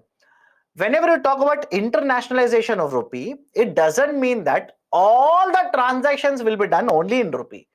For example, dollars. If you want to trade with, let's say, a Chinese exporter, they might simply say, we will invoice in Chinese yuan. We will sell you, but I want payment in Chinese yuan. If they demand that, you cannot simply say no. So there will always be a requirement of other currencies in the forex reserves. And the internationalization of rupee doesn't mean every trade is conducted in domestic currency. Most of the trade is conducted in domestic currency. Okay, that is the meaning of it. How does internationalization of currency take place? Right, I've told you the process. If in the global market, if the acceptance of rupee for conducting transactions increases, automatically it means it has become an international currency.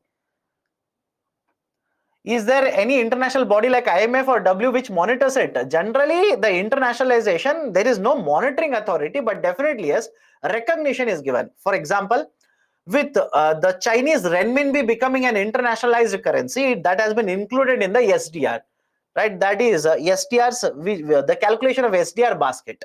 In SDR basket, you have yuan, you have pound, you have the dollars, right? You have other currencies, the Japanese yen and euro. These are the 5 currencies in the basket. The yuan was included very, very recently. Why? That has become an international currency now. Allocation in sectors is very low. What are you talking about? The amount of funds that has been allocated to some of the sectors is very low. And conditions to qualify to get incentives, these conditions are very, very high. Okay. Local brands are not getting or less benefited. How? Can you compete with a Chinese company in terms of, let's say, scale, in terms of cost of production, in terms of, let's say, technology? Can you compete with a Chinese brand? Even today, they are able to maintain economies of scale. The Indian brands are not able to maintain that level of production. That is the simple reason. Okay, next article that I want to discuss is NAA, National Anti-Profiteering Authority. Is it okay? It is given here.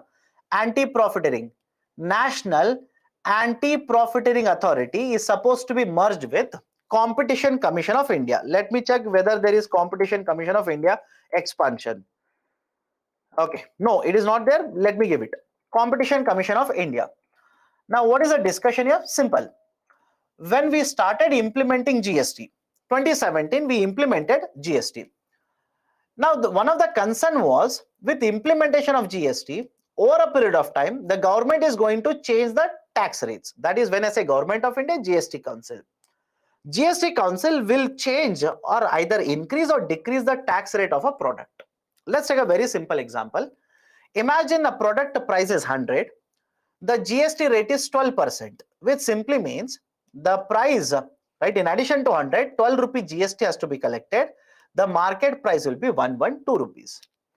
Now, what if, right, what if the GST rate is reduced from 12% to, let's say, 5%? What if it is reduced to 5%? Now, the price should be how much? 100 plus 5 rupee, 105 rupees. The market price should come down to 105 rupees. If you do that, government says you have transferred the complete benefit of tax rate reduction to the consumer. Let me know. Okay. If you have done this, that is, you have reduced the market price from 112 to 105, when the GST rate will come down from 12% to 5%, it simply means, right, you have transferred the complete benefit of tax rate reduction to the consumer. But what if you reduce the market price from 112 rupees, you will reduce it to 108 rupees. From 112, you will reduce it to 108, which means you are not completely transferring. What you are doing? You are taxing 5 rupees, you are collecting 5 rupees, but what you are doing is you are increasing your price from 100 rupees to 103. I'll put it in a different way now. It means that with the rate reduction, with the reduction in the tax rate, the market prices are coming down, but you are not completely transferring the tax rate reduction to the customers. You are making more profits. You are pocketing more profits in the system here. The government calls this as profiteering activity. Is it okay? Government will call this as profiteering activity. That is unreasonably, right? Without any reason, proper reason, you are earning more and more profits. Government calls this as profiteering. So the concern of the GST Council was the companies or the sellers might go for profiteering activity. And in order to address this profiteering activity, what government, or let's say the GST Council, did was, in the Central GST Act, CGST, in the Central GST Act, under section 171, they set up an authority which is National Anti-Profiteering Authority. National Anti-Profiteering Authority, NAA, National Anti-Profiteering Authority. Now, what was the role of National Anti-Profiteering Authority? Simple. Either as a customer, you will go file a complaint here, or the NAA itself will take up a case and they would investigate in this way. Right? There is accusation of profiteering activity by a seller. There would be, right, an investigation conducted at the regional level. Then this investigation will be sent to a standing committee where tax officials are there. They will again look into this accusation and what is the finding. If they find that there is something, right, there is something credible here, they will give it to a Director General of Safeguards, DGS, Director General of Safeguards. This Director General of Safeguards will have a detailed investigation and submit the report in 3 months. And now this report will go to National Anti-Profiteering Authority. Now this authority, based on the report of DGC, will, right, take action.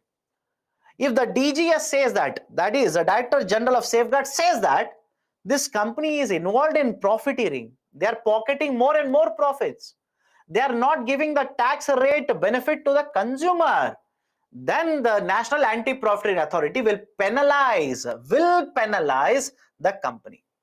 They can impose a lot of penalties on the company. They can even cancel the license of the company.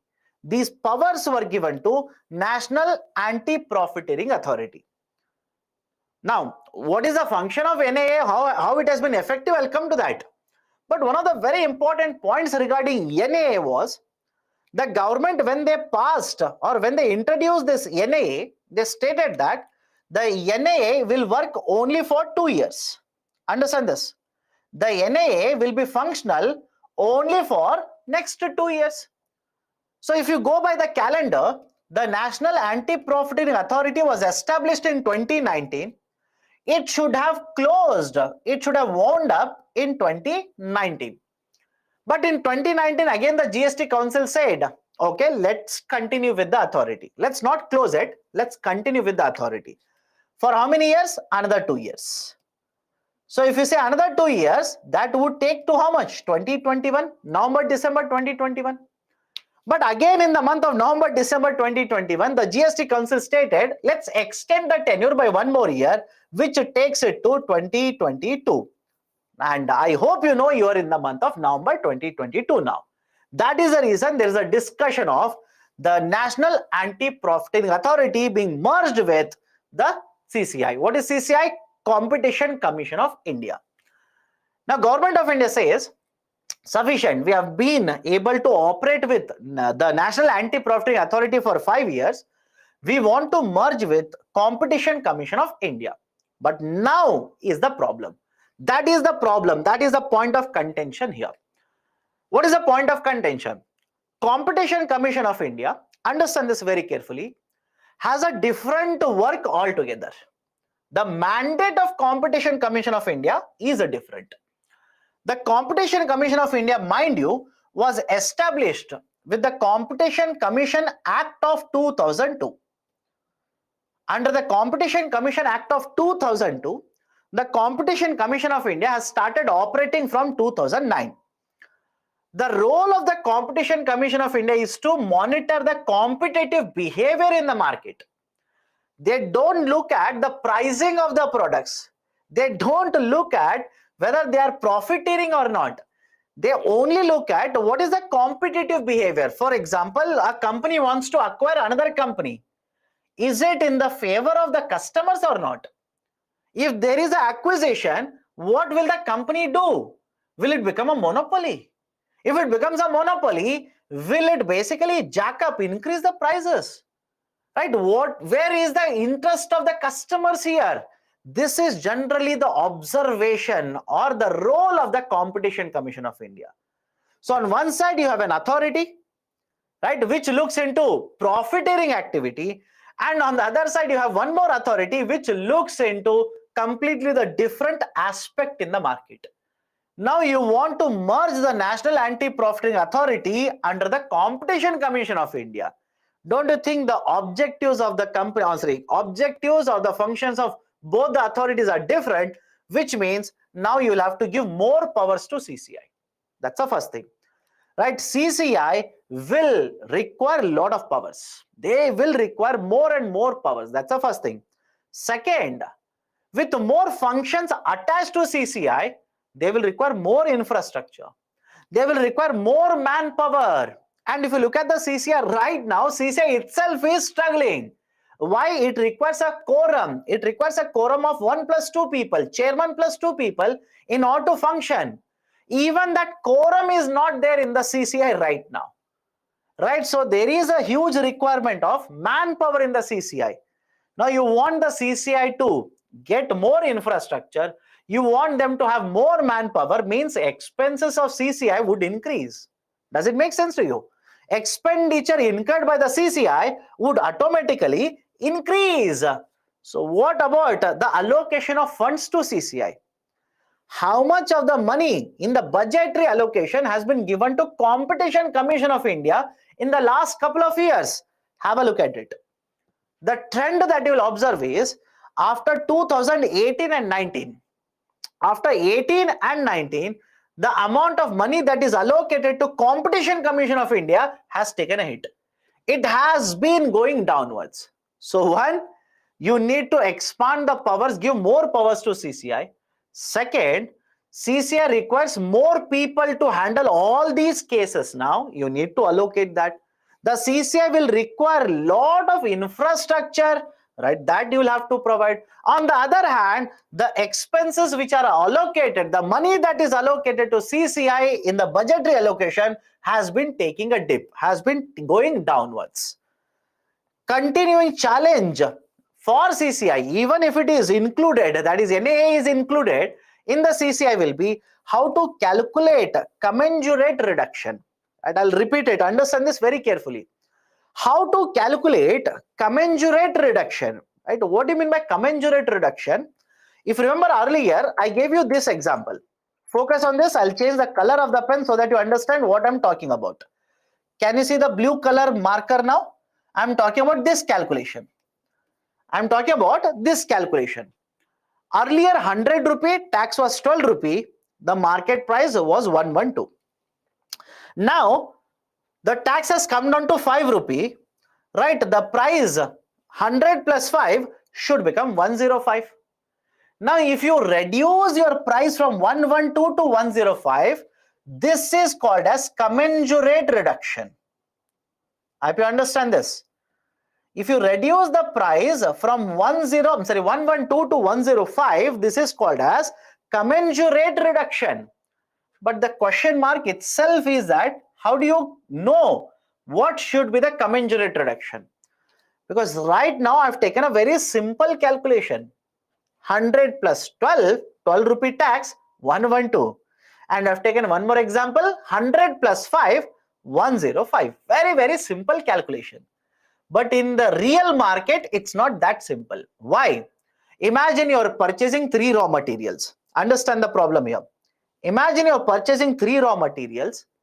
Only on one of the raw material, the tax rate has come down. Now, don't you think the problem will be how much your tax liability has gone down? How much of the raw material you're using in the manufacturing of this product? If you're using the raw material in this proportion, that proportion, etc. I hope you understand. Calculation, if you understand, calculation of commensurate reduction will be very, very difficult. In fact, when the idea of National Anti-Profiteering Authority was introduced in the beginning, 2017, the criticism was exactly that.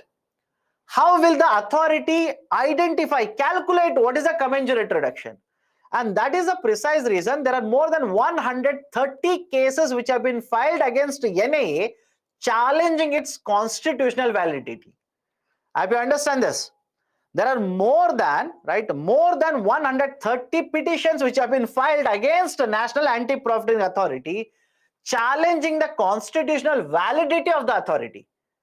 Right, so that has been the biggest problem or biggest issue related to functioning of NAA.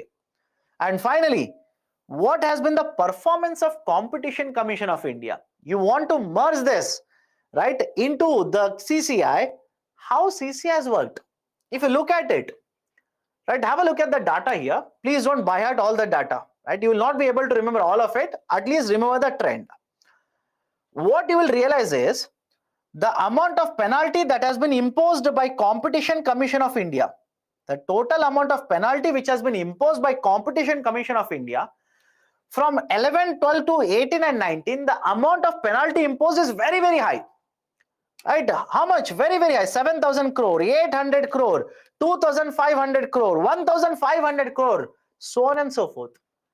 But out of all this penalty which has been imposed, how much has been recovered by CCI? How much has been actually collected by Competition Commission of India?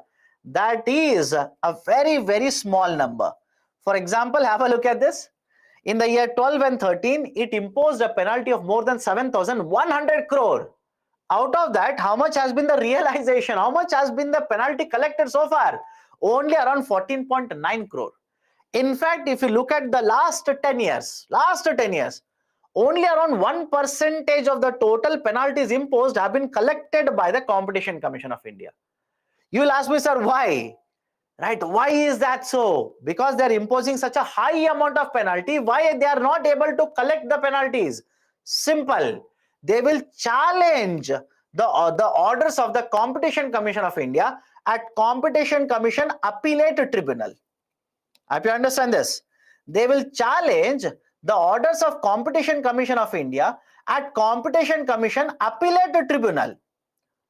And when they will go to appellate tribunal, right, then the time taken will be very, very high. The collections will be very, very slow. And most importantly, there is, right, most of the times the appellate tribunal either will reduce the penalty or overturn the orders of the Competition Commission of India.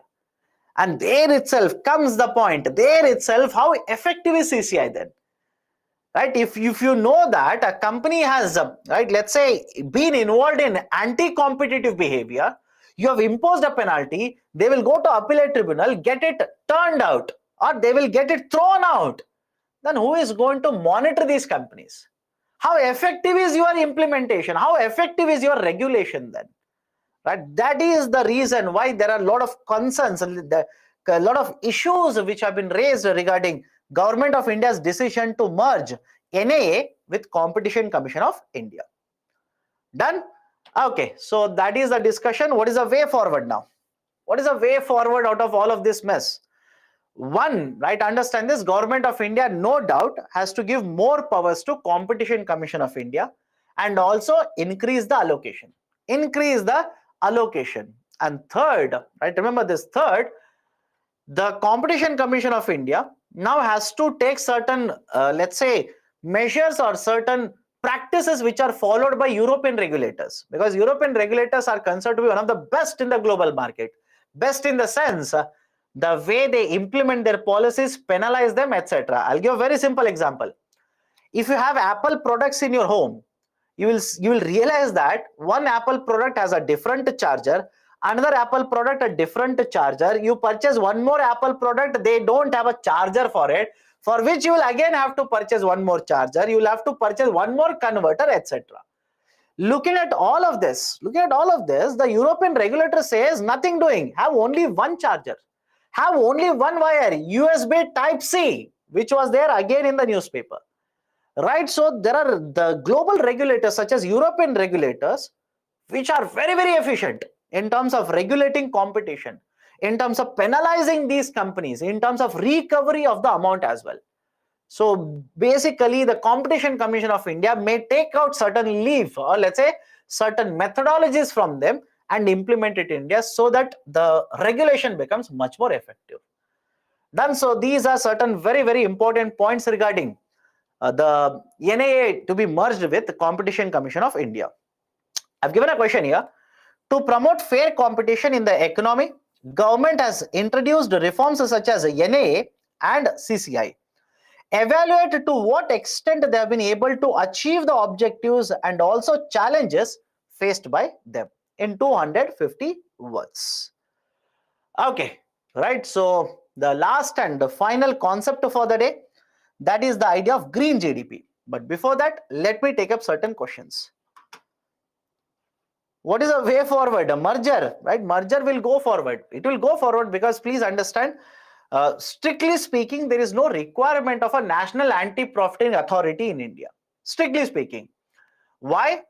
Because you expect the market to be mature enough to transfer the benefit to consumers anyways. I understand this. This is the counter argument to having NAA. There is no requirement.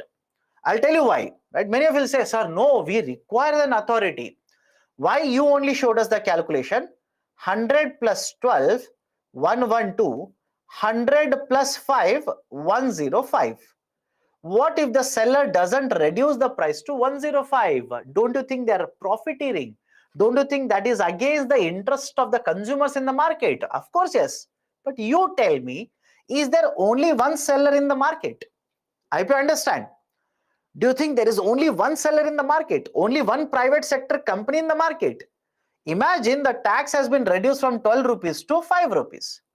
This company will not reduce the prices to 105. Doesn't matter.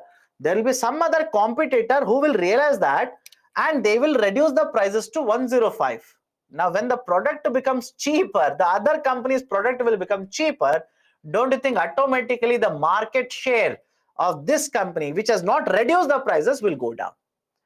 Right? That is the reason the counter argument in the context of National Anti-Profiting Authority is that the market is mature enough. The private sector competition is so high in India, then there is no requirement of such an authority to regulate all of it. right? Because of competition, if one company doesn't transfer the benefit to the consumer, some other company will transfer it. They will end up selling more and more, earning more profit, having a higher market share compared to the first company. Done? Okay. So before going to the next topic of discussion, let me take up questions. Commensurate calculation. Commensurate calculation means if the taxes have come down by, let's say, 7 rupees, the market prices will have to come down by 7 rupees. But the problem is that how do you calculate all of this? Because I've taken a very simple example. What if you are consuming, let's say, 4 raw materials, 5 raw materials, etc. In that case, raw material of only one product will go down. That is, the tax on only one product will go down. How do you calculate it? How do you account for reduction in the market prices? Very, very difficult. Very difficult. How rupee trade link with sanction? It is connected because if there is a rupee trade, you don't have to convert rupee into dollar to pay to, let's say, Russian exporter. You don't have to do that. You will export to Russia, receive the payment in rupees, right? You will import from Russia, you will make a payment in terms of rupees.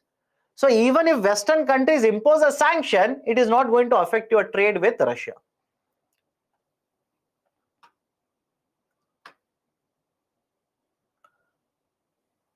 Summarize first topic, the banking sector topic. Simple.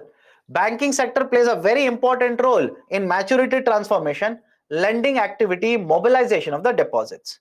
But in the market, right, because of certain issues, there could be either because of financial position of the bank or because of rumors in the market, the bank may simply experience a bank run situation, which will affect the overall lending activity of the banking sector.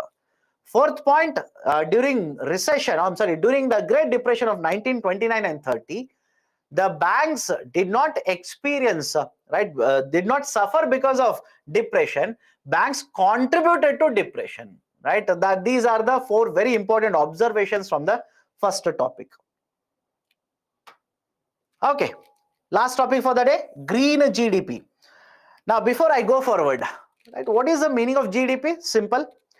GDP simply means gross domestic product. The market price of all the final goods and services which are produced in a country, that will give you a GDP. But one of the biggest criticism about GDP, I have to understand this, one of the biggest criticism against the GDP has been that it doesn't take into consideration what is the impact of the GDP on the environment. I have to understand this. It doesn't take into consideration what is the impact of the growth on the environment. For example, imagine, right, this is, right, a particular place. You want to set up a manufacturing facility. There is a forest which is already, right, present in the place. You will cut the trees, you will set up a manufacturing facility, produce a good, sell it in the market. It will contribute to GDP. But because of this deforestation, have you not contributed to emissions to the economy? Have you not contributed, right, in terms of, let's say, depletion of resources, etc.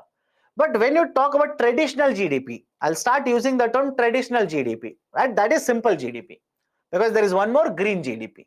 So when you talk about traditional GDP, the traditional GDP doesn't consider what is the impact of this deforestation. They don't account for it. Now, please understand this point here. The idea of, just a second, the idea of green GDP for the first time was announced by United Nations. It was announced by United Nations. I'll come to the formula also, right? Don't mug up, don't buy at the formula. But many countries were spooked, were concerned, were afraid about talking about green GDP. Why? Let me give a very simple example. I'll take the same number here. Imagine, right? Imagine the cost of deforestation comes out to be 10 crore rupees. How they will calculate, I'll show that also. Just wait for some time. Just have patience. The cost of deforestation comes out to be 10 crore rupees. And your GDP, right? GDP of a country is, let's say, 100 crore rupees. Which means if I start calculating green GDP, in fact, I'll tell you the formula, just give me some time. If you calculate green GDP, that will be your GDP number minus the cost of the deforestation minus 10 crore, which will make the green GDP to how much? 90 crore rupees. Is it okay? Right? It will reduce your GDP number to 90 crore rupees.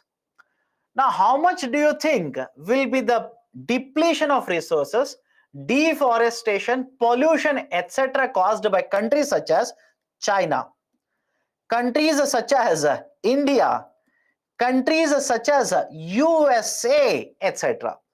Right? Forget about India. India has become a polluter now, one of the biggest polluters now.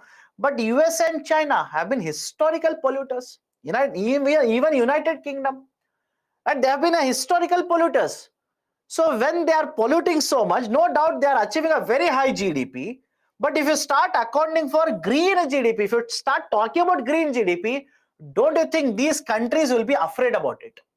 They will realize that the traditional GDP and the green GDP, the difference between that will be very, very high. I'll repeat it. The traditional GDP and the green GDP, the difference between that would be very, very high. Now, other countries, or let's say international community, will realize these countries are polluting, these are contributing to emissions, etc. So there would be a lot of pressure on these countries. So the idea of United Nations introducing green GDP is very old, decades old, but countries did not adopt it. They did not adopt because they were concerned that it would require, or it would, right, basically portray them, right, their traditional GDP will be much higher, green GDP will be much, much lower, means they are polluting a lot. They are utilizing the resources a lot. Hence, there was a concern. They dropped the idea. They did not discuss about green GDP. But now, why am I discussing? Why is there a discussion? Two very important points. In the month of October, like I've already mentioned, RBI has discussed, there is one paper in the RBI bulletin about green GDP. And second, remember this very carefully, right? Remember this very carefully. Just like we are having GDP growth, I have to understand this. Just like we are having GDP growth, we also measure green GDP growth. I have to understand this, right? Sir, how it is calculated? Have a look at this. Imagine this is a green GDP for 1 year. The green GDP for next year at the base prices or at constant prices comes out to be 99 crore rupees. I can understand this. In this year it is 90 crore rupees. In the next year it is 99 crore rupees. Can I simply come to a conclusion? It is 10%. Green GDP growth rate is 10%. Right? So understand the logic here. Just like we measure GDP growth rate, we also measure green GDP growth rate. Right? And historically speaking, in 70s, 80s, 90s, etc., the green GDP growth rate was always lagging behind. It was always lower compared to the GDP growth rate. But have a look at this. In 2010s, in 2000s, the green GDP growth rate, right, has moved past the traditional GDP. I have to understand this. During 2000s and 2010s, the green GDP growth rate has overtaken the traditional GDP growth rates. That is very, very important. Remember this. Remember this. Right now, what is the inference? What is the meaning of it? Simple. Always remember the inferences. Questions can be asked even in the prelims.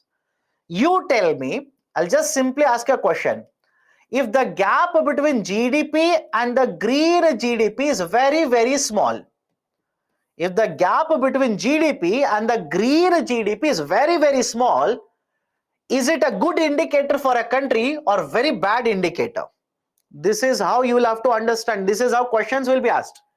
The gap between the GDP, that is a traditional GDP, and the green GDP, if it is very, very narrow, it simply means the pollution, the emissions caused by the country, right, the cost of it very, very low. It is very, very low. I understand this. Narrower the gap, it is good for the country. It is a good indicator for the country. Higher the gap means what? You're polluting more, right? You're emitting more, you're deforesting more, etc. Right? That is the reason the gap between GDP as well as the traditional GDP should be narrow. And the growth rate in case of green GDP has been higher means what? We are able to achieve more and more achievements, we are able to increase the green GDP, which is again good indicator. But before going forward, some of you are asking, sir, what is green GDP? Tell me the definition. You are telling all big things. What is the definition?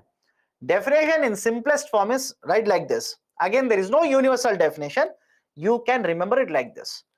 Green GDP refers to accounting of green GDP refers to accounting of the cost of pollution, the cost of consumption of resources. In fact, I will give you the formula, very complicated, don't worry. Right? The green GDP refers to accounting of pollution, cost of consumption of resources from the traditional GDP.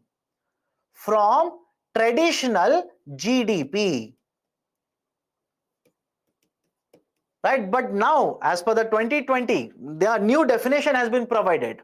What they do is, from the traditional GDP, we will account for the pollution, cost of pollution or emissions caused by a country. Then we will also account for the cost of resources consumed, depleted by the country. Now we are going to add, right? We will remove this, but we are going to add the amount of expenditure that is incurred by the government to promote, right? Let's say to protect the environment. I'll give an example, right? Then you will understand it. Sir, what do you mean by this? Imagine green GDP. This is how the calculation is done. The traditional GDP is 100 crore. Now you calculate cost of emission, cost of pollution that you have done is 10 crore rupees. Okay. You have consumed lot of resources. You have consumed a lot of, let's say, the mineral resources as such. You have cut down lot of trees. You will calculate another, let's say, 10 crore rupees for it. Means you'll have to deduct both of them. But in addition to this, what if Government of India has launched certain initiative to promote protection of environment? I'll give you examples. Government of India, for example, is promoting renewable energy. Now, don't you think promotion of renewable energy will help in protection of the environment? Government is promoting more and more utilization of electric vehicles. If you use electric vehicles, automatically burning of fossil fuels will come down. Is it not an initiative to protect the environment? Right? So argument is simple. On one side, you deduct the amounts related to pollution cost, emissions cost, and right, let's say resources that you have consumed. But then you will add the expenditure that is incurred by the government to protect the environment. This is how the green GDP is calculated. This is how the green GDP is actually calculated. This is the latest formula. Remember this. If you get into technicals, right, the technicals is much more, right, detailed. For example, in case of emissions, they will calculate what is the cost of emissions such as carbon dioxide. Per ton of carbon dioxide, they have decided certain price. They will calculate it. They will also calculate, right, the particles, right, the emissions of 2.5, right, micron particles. Right, what is the cost of these particular particles being, right, emitted? In case of resources, they will calculate how much is the cost of resources such as fuels that you have consumed. How much is the cost of mineral resources that you have consumed? And then they will basically add the overall expenditure that the governments have incurred, right, in order to protect the environment. This is how the green GDP is calculated now. This is the methodology of calculation of green GDP. Done? Now, right, what has been the situation in India? Right, how the green GDP has moved. This is the graph. Please don't by heart the graph. Understand it. From 1970s, right, what the RBI paper does is, the experts have done is, they have divided the last 30 plus years into 3 phases. Starting from 1971 to 1989, then from 1990 to 2006 and 7, then right until the latest data 2019. Now many of you will ask me, sir, why? right? Why they have divided into three groups? Simple. Whenever they have been able to get better data, and better methodology of data is available, they have changed phases. And second, there are certain very important groundbreaking events which have taken place. That is also one of the reason why the division has happened.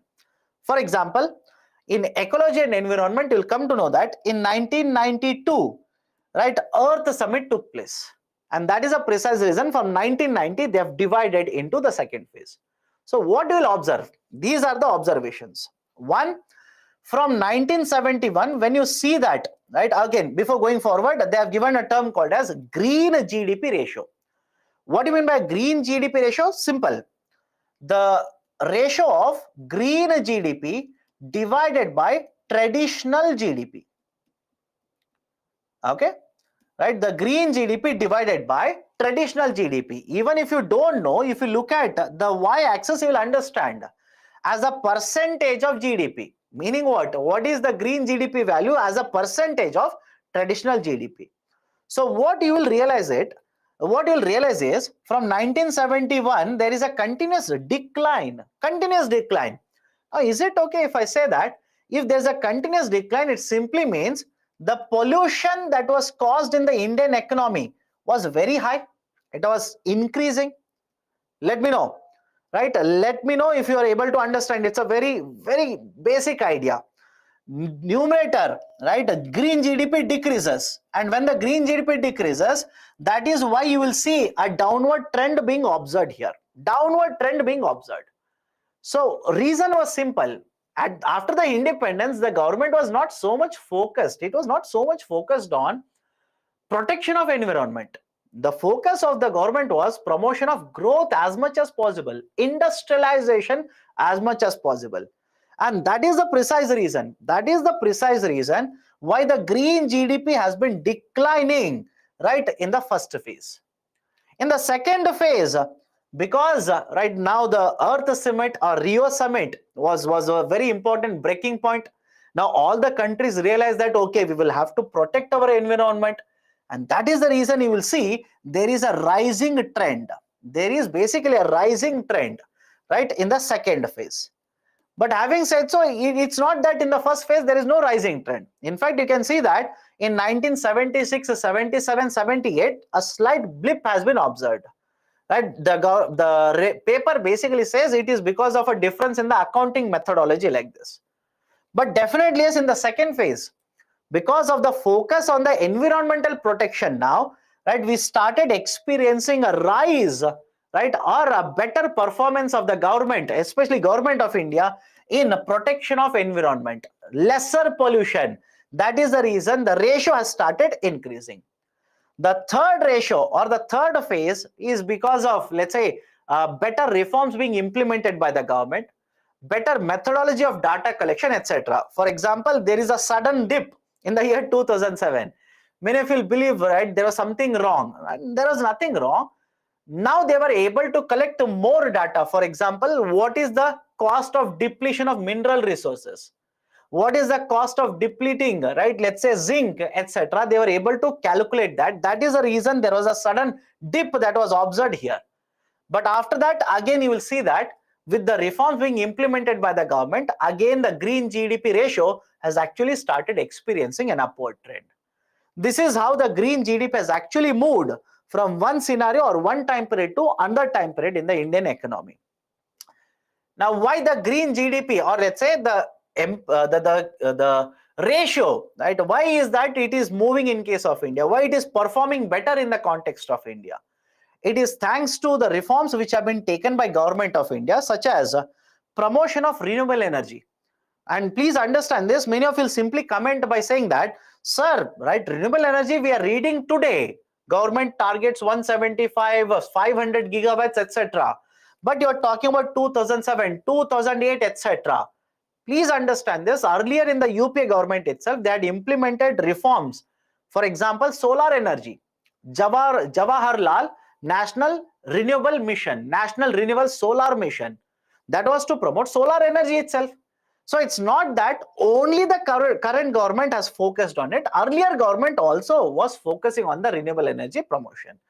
So governments, right, especially in the last 8 years, has been promoting renewable energy in India: solar, wind, hydro, biogas.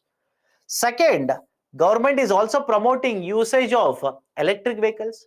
For example, government has implemented FAME, right, faster adoption of the electric vehicles. FAME 1 has been implemented. FAME 2 is being implemented. More and more consumption of electric vehicles is being promoted.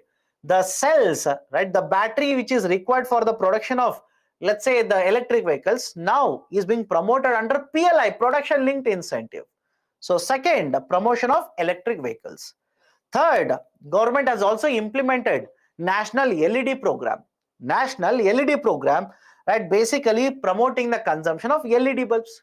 Compared to the earlier incandescent bulbs, LED bulbs are much more efficient, much higher efficient. Fourth, right, initiatives such as Namami Gange, Swachh Bharat Abhiyan, etc. All of those have been promoting, right, or have been implemented by the government to promote, let's say, environmental protection. Right, so these are some of the reforms which have been taken by the government. Done. So what is the way forward finally then? The government has to increase the focus on protection of environment. No doubt. Again, please understand that I'm not saying that there is no focus. I'm saying much more focus should be provided to protect the environment. Dedicated departments should be set up to collect data. This is one of the biggest issue. Right now, there is no dedicated department. Dedicated department means there is no single nodal point of agency which is involved in the collection of data. Earlier, we have tried it, right? Within the MOSPI, Ministry of Statistics and Program Implementation, they were focused on collection of data. But please understand that there is no dedicated department for it. So we should have a department or an agency which will collect, right, this kind of a data, using which we can calculate green GDP, and right, that will basically act as a pointer for the government to change the policies. Implement very important reforms, right? For example, many reforms to protect environment have been proposed by the government, right? But the implementation is the key here, right? The implementation has to be very efficient. And finally, right, you must have read in the newspaper, COP27, COP28, etc. Many countries are proposing, we want to do this, we want to do that, etc., nationally determined contributions.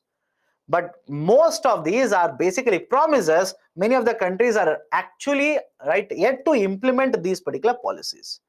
Right, so countries, whatever, right, even including India, whatever promises they have made in terms of nationally determined contributions, they will have to implement those, adhere to those promises, so that automatically the environmental pollution would be, right, in decreased, protection of environment would be promoted. Right, so these are some of the very important points regarding the concept of green GDP.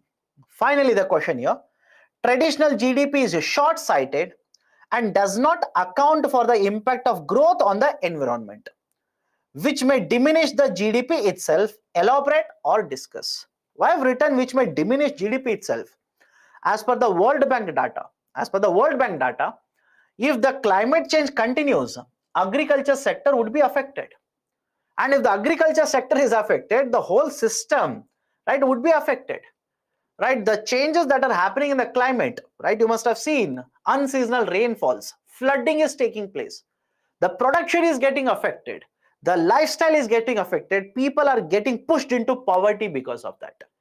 In fact, the World Bank report itself says the cost of the pollution that is caused by India is to the extent of around $80 billion per year. Right, so that is what I'm trying to ask here, right, which might actually diminish the GDP itself. Right, so this is the question, right, the final fifth question related to the 5 topics that we have discussed today. Now, before I wind up the class, let me take up and address the questions that you people have asked. Sir, if expenditure of the government is increasing in the environment protection, then green GDP should come down? No, not necessarily. It all depends on the numbers. Right, GDP is there, 2 subtractions are there, 1 addition is there. Right, most of the countries will have a green GDP which is lower than the traditional GDP. Right, best example, India itself. But carbon market is going on. How can we say this figure is actual figure? May a country have bought a carbon certificate? Again, carbon market or carbon credits is a concept, right? We have a carbon market. But what we are saying is, if you have polluted, the cost is already incurred. Cost is already there. How can green GDP be more than traditional GDP? What if the expenses are much, much higher? What if the expenses are much, much higher, right? So that is to protect the environment. How is green GDP more than, okay. How is green GDP more than the traditional GDP? The latest report. One hypothetical example that I gave you was the expenses to protect the environment would be much, much higher compared to the depletion as well as the pollution cost.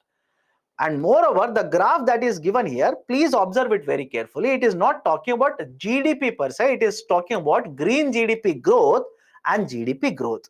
Growth rates are different, right? The GDP numbers are different. You're confusing between two different aspects.